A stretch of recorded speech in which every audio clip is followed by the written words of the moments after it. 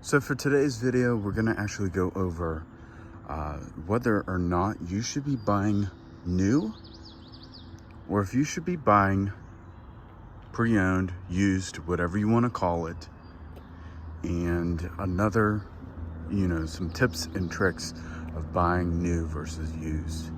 So buying new provides you with all the benefits of factory warranty, for example. So Hondas, they have 3 years, 36,000 mile bumper to bumper. That covers all the accessories, pretty much everything that does not have to deal with the car moving in any way, shape, or form. Then there is the powertrain warranty, which is a 5-year, 60,000 mile powertrain warranty. Now, that's for Hondas, that's for Toyotas and certain other vehicles. Kias, Hyundais, Mitsubishi, some of them have a 10-year or 100,000 mile warranty. So it's going to depend on the brand.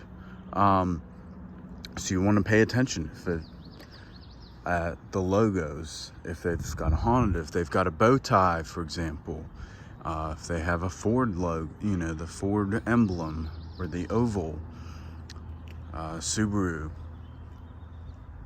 Volkswagen, all of them, or if it's a Toyota brand. Anyways, those are the different types of brands, and they all have different factory warranties. So you want to be aware of those warranties and what do they cover. And the other thing too is when you are buying brand new, you are getting a new vehicle, so you are titling the vehicle to yourself, or you may be leasing. In that case, it's not going to be titled to yourself, it's going to be titled to the actual leasing company, which usually is the car manufacturer. So in that circumstance, it's not technically yours, you're renting it with the price of gas and the price of tires. When buying used or new, I still look at forums about that specific brand to see if there are any troubles. If it's something brand new, I always recommend a lease. You never know with new cars. There are so much technologies that are introduced, so many new things to make the brand the top. So for example, when Honda came out with their Honda Safety Sense, no one knew what it was going to be like. You didn't know if it was going to do anything, do what it was supposed to do.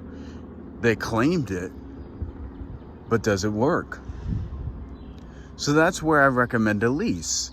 If things are the way that they should, and of course Honda is a reputable brand, as well as Toyota, you want a reputable product. But even manufacturers can get it wrong sometimes.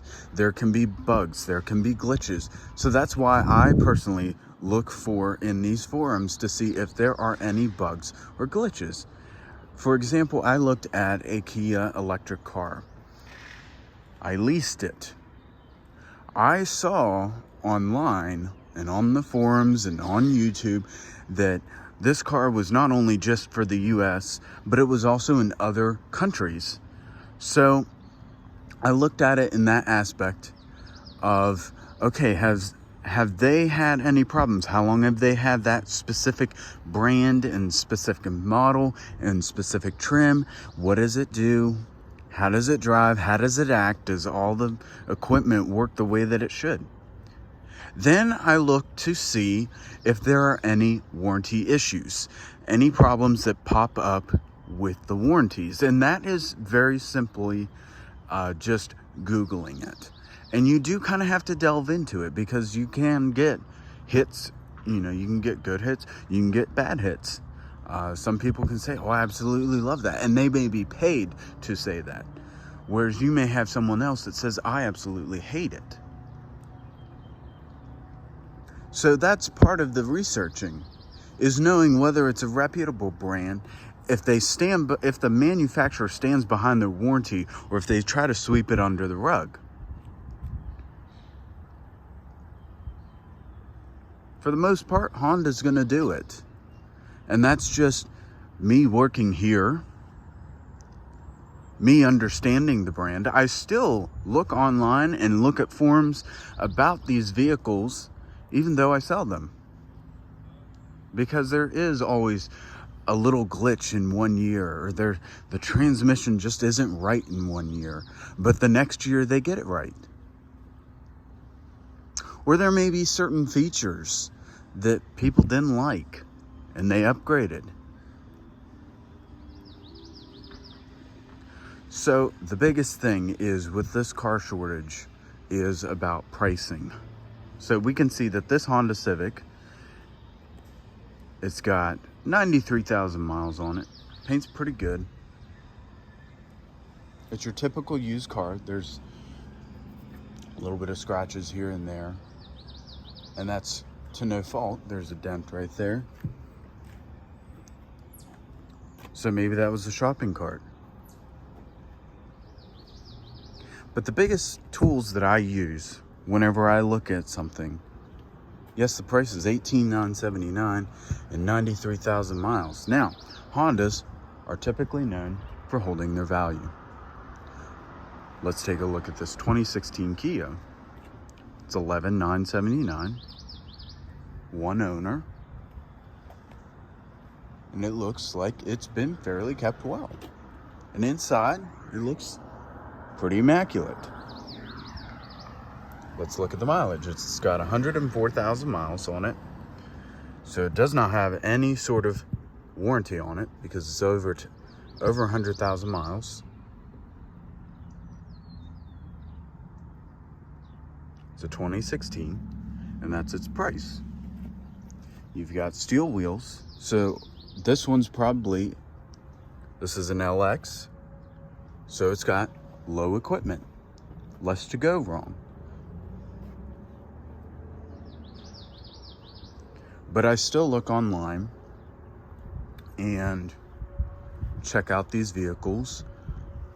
And one of the best tools that I use is, I use KBB as a helper, but I only use it as a guide. It does not reflect most of the things, most of the pricing, because it tends to be lower. What I use is JD Power Associates. That is where most dealerships get the black book value from. And you want to, when you are looking at a pre-owned vehicle, look at what kind of options it has. For example, this Subaru is a 2.5i Premium. And you want to go through all the options that it has. Does it have the camera system? No. Does it have navigation? No. So you want to check those things off. Does it have a towing hitch? So you want to walk behind it? No. Does it have a backup camera? Yes. And you want to go through it, and you'll get a black book value, and you'll get what this car should retail for. And then you also have to think about the specific area. So for example, we're in the northeastern region. So our prices are a little bit higher. But then, for example, we live in West Virginia. But then if you go further up north into Ohio, New York, the prices change. They may be lower, they may be higher. So you want to also research the market area. Research around, see if there's other vehicles of the similar style, similar trim. So for example, let's take a look at this Honda truck. It's a 22 Honda Ridgeline RTLE. So you're going to look for an RTLE Honda Ridgeline in Sonic Gray. And you want to look at those features, and you want to compare it and make sure that you're looking almost practically at the same car on two different car lots, and see how much of a price difference there is. Are they going higher? Are they going lower? You also have to factor in your budget. Now with a new car, it's not quite as difficult. there may be some incentives, there may be some cash rebates, or in circumstance of Honda, you just have a good resale value. So I recommend KBB. I recommend JD Power. That's my top tier.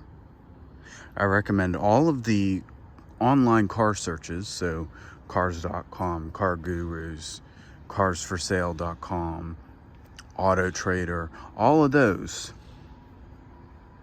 When you look at vehicles, then what I recommend is checking the forums. Is this Fusion? Does it, does a wheel pop every now and then? Does a wheel fall off? Does the trunk lid, leak? Does a Volkswagen Jetta, does it have electrical problems? Is that common? You want to see what you're going to get into. For a new car, it's less of that issues and more about, how am I going to pay for it? Am I going to finance it? Am I going to lease it? Am I going to pay cash for it? So there's some ideas to think about when you buy new versus used. In some cases, it may be better to buy used, but you don't want to overpay. So you want to use all those tools in order to help you get the best deal, and maybe possibly walk away from a deal because it's not the right price. You don't want to overpay for something. Why overpay when you don't need to?